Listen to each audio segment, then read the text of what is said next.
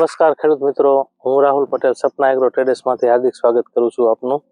આજે આપણે આવ્યા છીએ મરચીના ફિલ્ડમાં। તમે જોઈ શકો છો અત્યારે જે મોટા ભાગના મરચીનો વિસ્તાર જ્યાં મરચીનું વધારે વાવેતર થાય છે, ગોંડલ, જામકરોડા, અનીડા, મહુયા, પોલીથડ, ત્યાં મરચી બધી ફેલ થઈ ગઈ છે।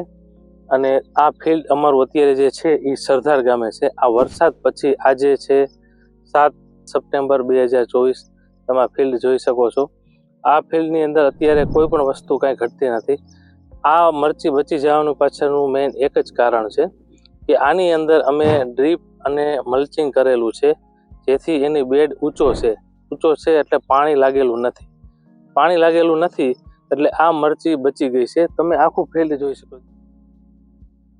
એટલે આ મરચીની અંદર ખાસિયત એ છે કે તમે જે બેડ કરીને વાવેતર કરો મલ્ચિંગ કરીને, જેથી મરચીમાં સુકારાનો પ્રશ્ન બહુ ઓછો રહે છે।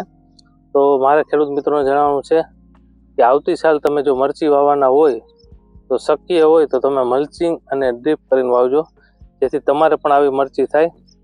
હાલની પરિસ્થિતિ તમે મરચી જોઈ શકો છો। આ રીતનું અમારું ફિલ્ડ છે, સરદાર મુકામે છે। જે ખેડૂત મિત્રોને જોવું હોય તે અમને કોમેન્ટ કરે। આભાર।